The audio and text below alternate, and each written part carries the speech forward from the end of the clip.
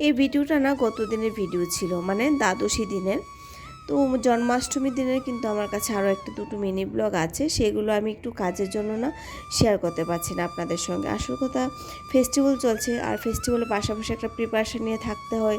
তারপর ফেস্টিভ্যাল চলে যাওয়ার পর একটা গুছানোর ব্যাপার থাকে, তো সেজন্য আমার কাছে আর সেই সময়টুকু হয়ে উঠছে না। তো আগের দিনের একাদশী কোনো ব্লগ আমি বানাইনি বা মিনি ব্লগও বানাইনি, ভাবলাম দ্বাদশী দিনের ছোট্ট একটা মিনি ব্লগ আপনাদের সঙ্গে শেয়ার করি।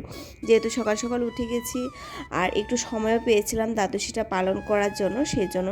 কারণ 9:30 পর্যন্ত তিথিটা ছিল, তবে আমি কিছু কিন্তু করিনি, রান্নাবান্না কোনো কিছু করিনি। আমি চিরা আর দুধ দিয়ে, দুধ ছিল গতদিন, সেটা দিয়ে কিন্তু পালন করেছি। সম্ভব হয়ে ওঠেনি, কারণ এই টাইমে তো রাজার বাবা আবার অফিসেও যায়, বাচ্চারা স্কুলে যাওয়ার পর এবার রাজার বাবা যাবে, সেজন্য আর কোনো কিছু বানালাম না। ঘরে যা আছে তা দিয়ে আমি পালনটা ভেঙে নিয়েছি। প্রতিদিন সকালবেলা একটু মুরলিকে আদর যত্ন করে উঠে আমি ওকে জল টল দিই, তারপর সাজুগুজু করি।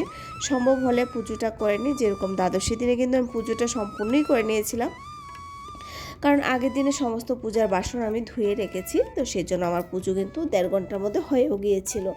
তো এইদিকে এসে আমি পাখিকে খাবার দিয়ে আসলাম উপরে, আর এখানে গড়ির জন্য রুটি বানাম, মানে গোমাতার জন্য একটা রুটি বের করি, তো সেটাই দিয়ে দেব দুধওয়ালা ভাইয়া আসলে। আর আমি সঙ্গে চা দিয়ে রুটিটা খেয়ে নেব, তারপর দুপুরবেলা রান্নাবান্না করে একই সঙ্গে ভাত খাবো, এই নর্মাল যেরকমভাবে। তবে ননভেজ একদমই না, না রসুন ভেজ না ননভেজ।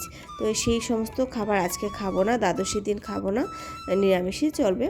আর এদিকে তো রাজার বাবা যাওয়ার পর ঘরটর গোছানো যে কাজকর্ম থাকে, আজকে না আমার যে 10টার পর ঠাকুর ঘরে ঢুকতে হয় মাঝে মধ্যে, তো সেটা আজকে কিন্তু আমি সকাল সকালেই করে নিয়েছি। কারণ 9:30টার মধ্যে যেহেতু দ্বাদশীটা ছেড়ে দেবে, পালনটা করে মানে করতে হবে, সেই জন্য কিন্তু আমি সকাল সকাল আমার পুজোটা হয়ে গেছে। তো দুপুরটা মোটামুটি আজকে আমি একটু নিজের জন্য সময় বের করতেও পেরেছি। সেটা প্রতিদিনই পারি, কোনো না কোনো দিকে একটু সময় তো বের করি।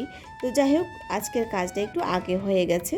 আর এদিকে একটা এসেছে গমের বস্তা, এটা রাজস্থান থেকে এসেছে, হয়তো ঠিক জায়গাটার কথা মনে নেই, একজন স্যার আমাদেরকে দিয়েছেন গমটা যেন আমরা ভেঙে খাই, নিজেদের ক্ষেতেরই।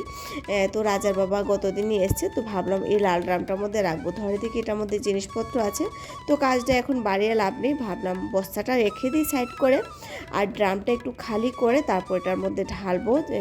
তবে এই ড্রামটার মধ্যে হবে না, আর অনেকটা থেকে যাবে, সেটা দেখা যাবে। একটু রৌদ্র দিয়ে দিয়ে অল্প অল্প করে গুছিয়ে নেব।